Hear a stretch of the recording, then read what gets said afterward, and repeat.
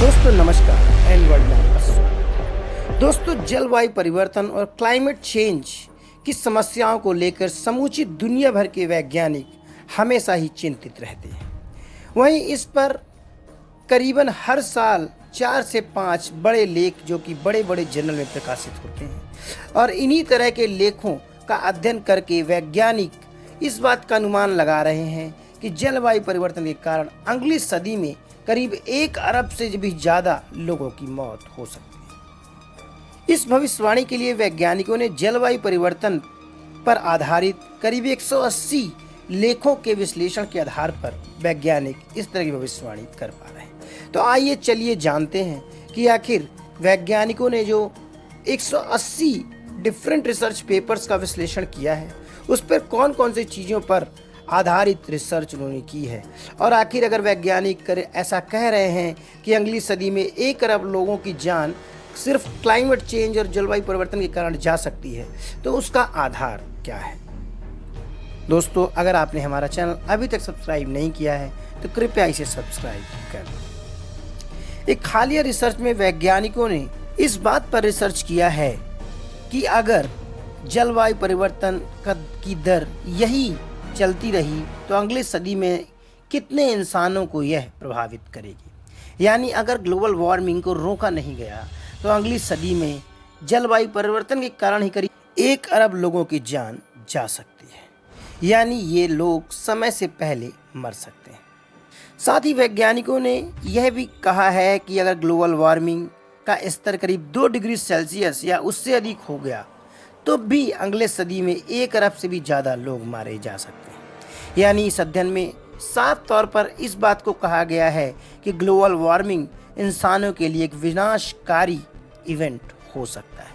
इसीलिए समूची दुनिया भर के जो भी पॉलिसी मेकर और साइंटिस्ट हैं वह क्लाइमेट चेंज और ग्लोबल वार्मिंग को इतनी तरजीह दे रहे हैं। यूनिवर्सिटी ऑफ वेस्टर्न ओंटारियो ने रिसर्च कर करीब 180 डिफरेंट रिसर्च पेपर पर जो भी एनालिटिक्स की गई है यानी जो भी डेटा किया गया है उसके आधारित वैज्ञानिकों ने इन पर डिटेल्ड एनालिसिस करके इस बात को समूची दुनिया के सामने रखा है और साथ ही उन्होंने आगे आने वाली पीढ़ी के लिए डरावना समय भी घोषित कर दिया है। हालांकि समूची दुनिया भर के राजनेता हैं उन्हें इस बात का एहसास हो चला है कि क्लाइमेट चेंज की दर काफ़ी तेज हो चुकी है। यही कारण है कि नेट जीरो जैसे ही इनिशिएटिव ग्लोबल यानी पूरे विश्व स्तर पर लिए जा रहे हैं।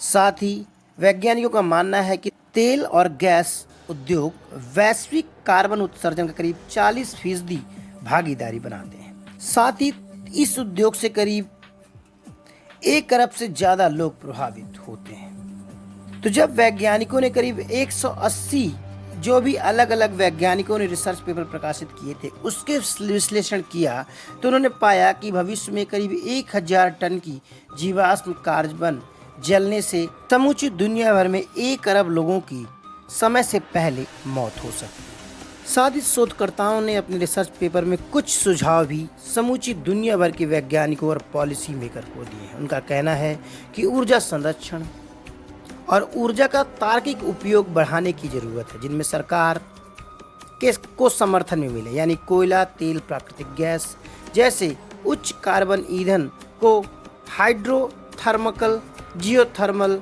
बायोमास, सौर विकिरण, पवन और अक्षय ऊर्जा के स्रोतों को तलाशना चाहिए। साथ ही हाइड्रोजन और बिजली जैसे नेट जीरो जो कार्बन इमिशन करते हैं उनकी तरफ भी वैज्ञानिकों को खासा रिसर्च करने की ज़रूरत है।